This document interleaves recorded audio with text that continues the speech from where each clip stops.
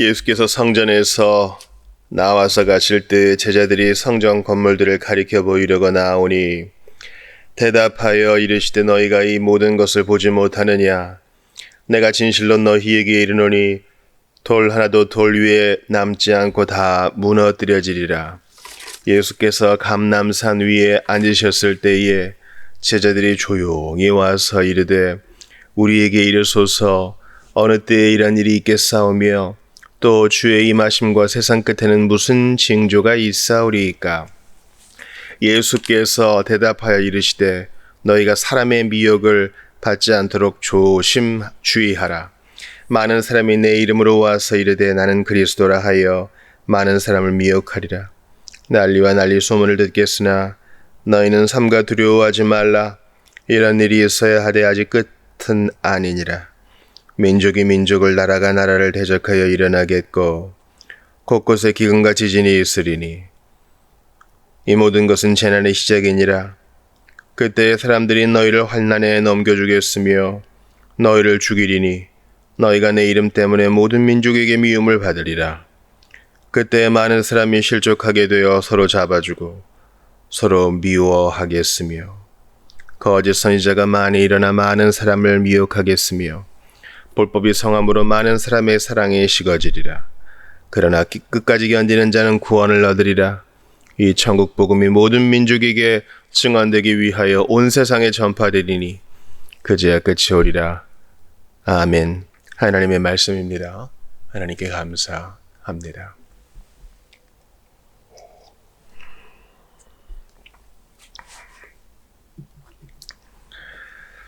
오늘 본문은 주로 이제 감람산 강화라고 하는 주의 말씀입니다.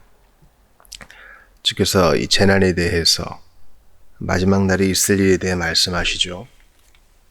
주의해야 될 것은 예수님 이제 부활 승천 이후에 AD 70년에 있을 예루살렘 성전 파괴와 파루시아 세상의 끝을 섞어서 말씀하신다는 것을 기억해야 되겠습니다. 그래서 어느 한때의 일로만 지정해서 이해하는 것은 그렇게 큰 도움이 되지 못하겠어요.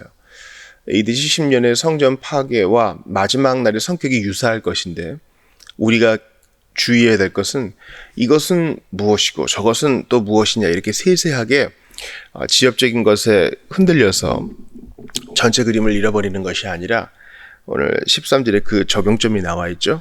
끝까지 견디는 자는 구원을 얻으리라. 분명히 재난과 환난과 어려움이 있을 것이나 신자의 견인, 신자를 인내케 하시는 주님을 의지하는 자, 끝까지 버텨내고 주께서 도와주실 것이라는 것을 이해하는 것이 중요합니다. 사실 끝까지 견디는 자는 구원을 얻으리라 그럴 때 이거 누구 얘기하는 거예요? 1차적으로는 예수님이죠. 예수님이 자신의 지금 끝을 경험하시는 거잖아요. 자신의 종말을 지금 마주하시는 거잖아요.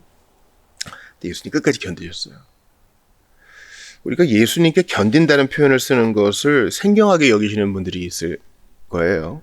그러나 그렇지 않아요. 그분은 100% 하나님이시고 또 온전한 사람이시기 때문에 견디셔야 됐습니다. 참으셔야 됐어요. 그 앞에 있는 즐거움을 위하여 십자가를 참으셔야 됐어요. 인간적인 육체적 고통도 참으셔야 됐고 처음으로 성부와 떨어져 보는 그 고립과 단절 또 죄 없으신 분이 쇳덩어리로 하나님의 진노를 받으셔야 됐던 것을 또 참으셔야 됐어요. 왜요? 우리 까닭에 천국 복음 까닭에. 그래서 주님은 당신의 행하심으로 구원을 얻으셨죠.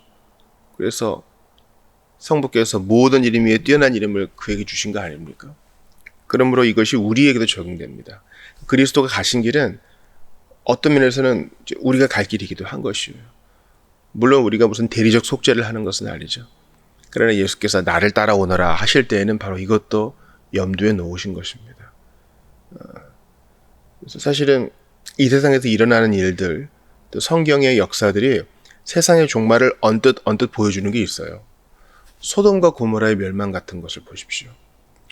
또 노아의 홍수를 보십시오. 또한 바벨론의 멸망을 보세요. 매네 하면서 벽에 쓴 그 글씨를 보세요.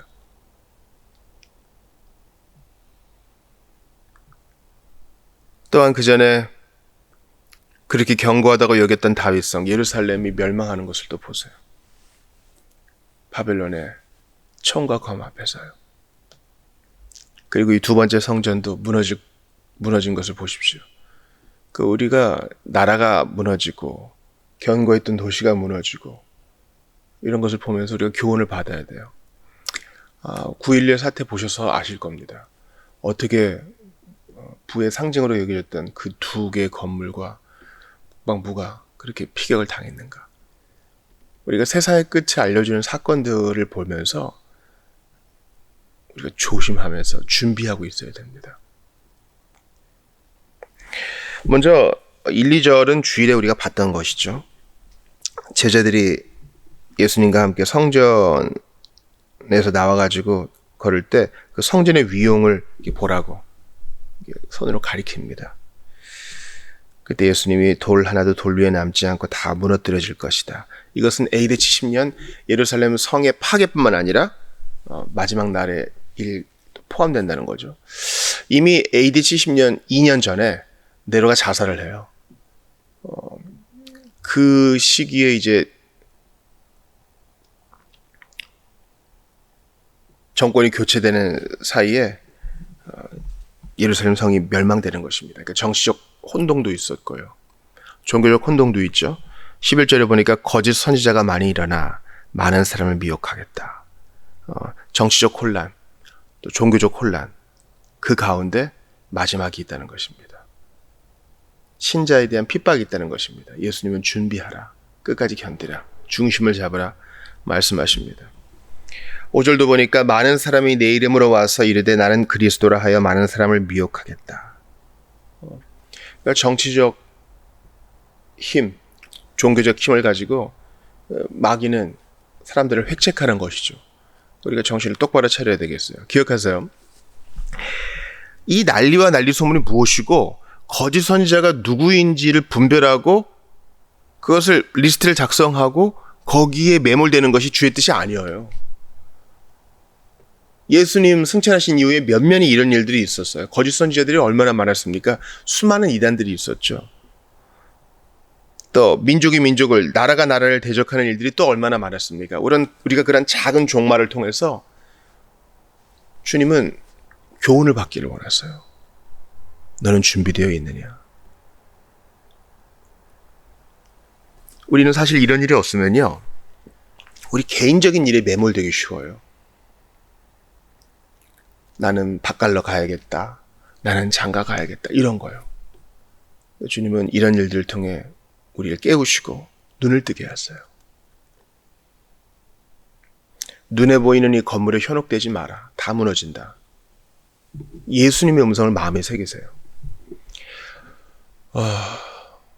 자비교회도 서울에 있는데요. 서울의 도심에 나가서 마천루를 보세요. 그리고 이 말씀을 떠올려 보세요. 콘크리트 위에 콘크리트 조각 하나 남지 않고 다 무너질 때 온다. 너 네 마음 어디 두겠느냐? 이거요. 우리는요, 대단히 경건하다고 생각할 그때에도 매우 부족해요. 사람이 많이 모이고 우리 통장 잔고에 숫자가 좀 잘 적혀 있고 이러면은요, 우리는 100% 신앙 붙들기 어렵습니다. 주님이 다 무너뜨리실 때 와요. 건강도 마찬가지죠. 뭐 대충 먹고 밤새도 실컷 놀고 아무거나 그냥 먹어도 건강이 유지되는 것 같은 때가 있어요. 그러나 돌 위에 돌 하나도 남지 않는 것처럼 건강도 무너질 때가 와요. 그러니 지금 조심하고 지금 마지막을 대비하는 거예요. 내가 오늘 밤에라도 이 땅을 떠나 주님 앞에 가게 되면 나 부끄럽지 않아야 되겠다. 준비가 되어 있어야 돼요. 끝까지 견뎌야 되는 거예요. 예수님이 이 말씀을 왜 하시는 겁니까? 지금 내가 나의 종말을 맞으면서 난리와 난리 소문을 겪고 있다. 내가 지금 거짓 선지자들과 대적하는 거 보이지? 외식에 빠진 자들과 대적하는 거 보이지? 그들은 하나같이 나를 대적하고 있다.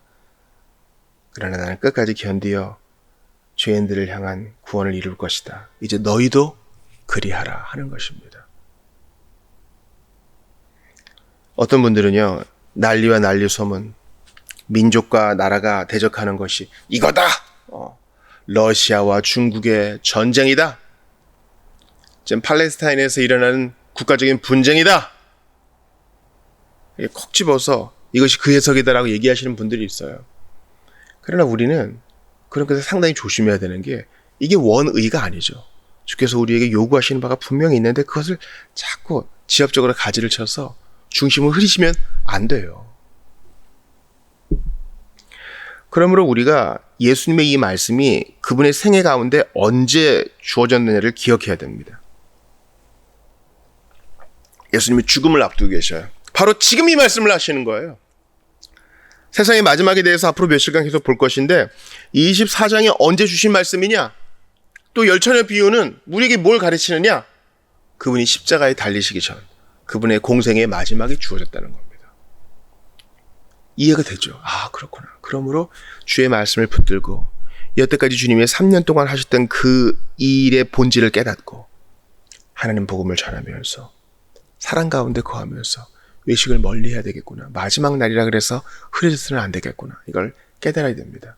우리가 할 일은 이건 뭐고 저건 뭐고 점쟁이가 되는 것이 아니라 주의 말씀 가운데 거하는 거예요. 그러므로 처음부터 읽어나가는 것이 얼마나 중요해요. 마태복음 처음부터 쭉 보다가 이제 24장 됐잖아요. 이제 이걸 우리가 이해하게 됐어요. 요한계시록도 마찬가지입니다. 요한계시록만 보시는 분들이 있어요. 아주 좋지 않은 거예요. 창세기부터 이해되어지지 않은 성경, 아주 무시무시한 거예요. 주님은 앞에서부터 읽어나가며 그것으로 해석을 삼으라 하셔요. 요한계시록에 아주 세세한 비유들에 마음 팔려가지고 그것만 붙드는 분들이 있는데 매우 우려스러워요.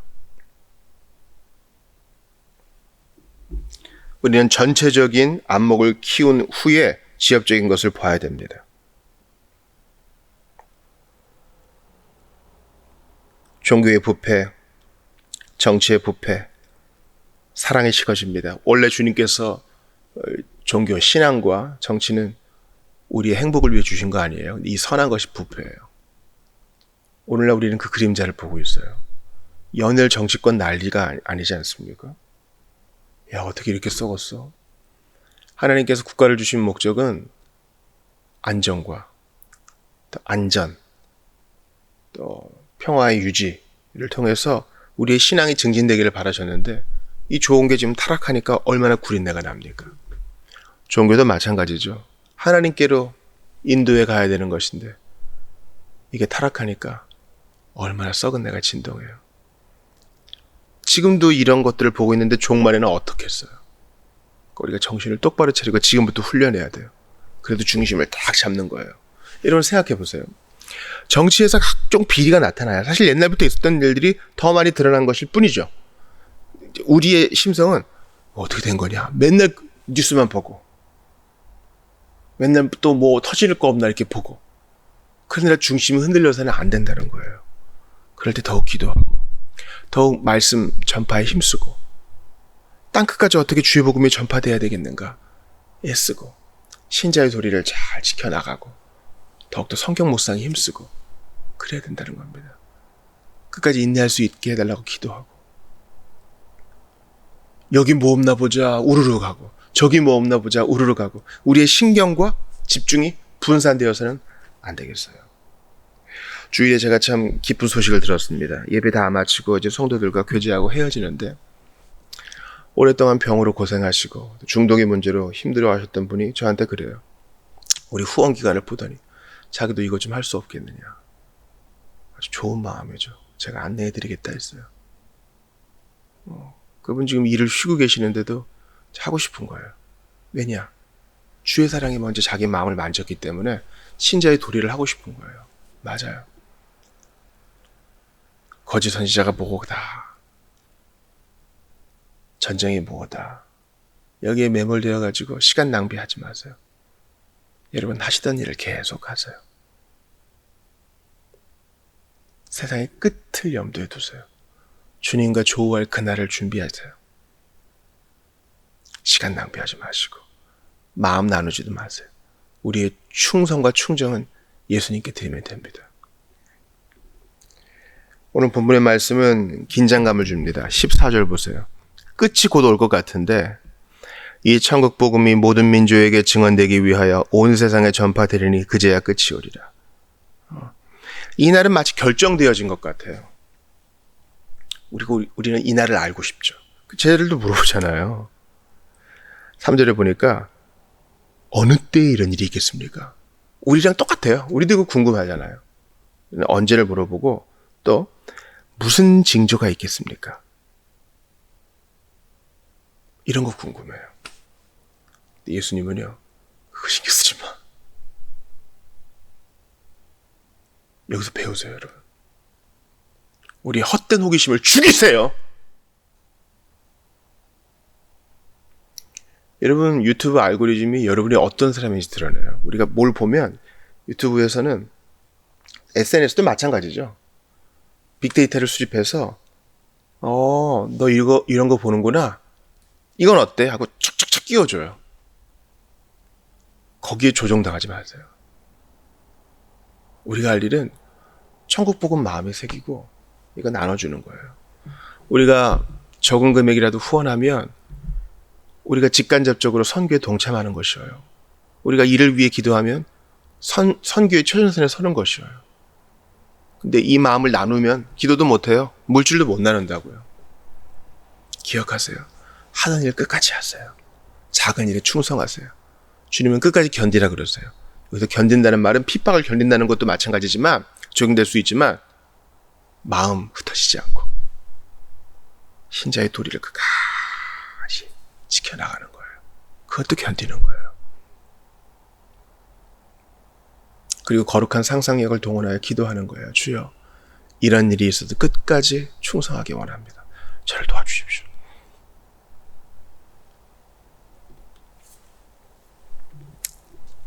오늘 본문을 통해서 그러나 끝까지 견디는 자는 구원을 얻으리라. 우리에게 주시는 말씀이라는 것을 배웠고 또한 이것이 예수님이 실천하여 우리에게 본으로 보여주신 말씀이라는 것도 배웠어요. 예수님 끝까지 견디셨어요. 끝까지 견디셨다고. 끝까지. 이게 우리에게 중요해요. 한 번, 두 번 견디는 것으로 마치는 것이 아니라 끝까지. 우리가 한 번, 두 번 견디면 이 정도 됐다. 그리고 한 번 넘어지는 거 용인하는데 아니에요. 끝까지 주님 뒤를 밟으며 나도 견디기 원합니다. 그러면서 예수님 어떻게 하세요? 끝까지 복음을 전하셨죠. 네가 오늘 나와 함께 낙원에 있으리라. 아버지, 내 영혼을 주의 손에 부탁드립니다. 아버지, 저희를 용서해 주소서. 이게 다 주님의 복음 사역이에요. 우리도 그렇게 합시다.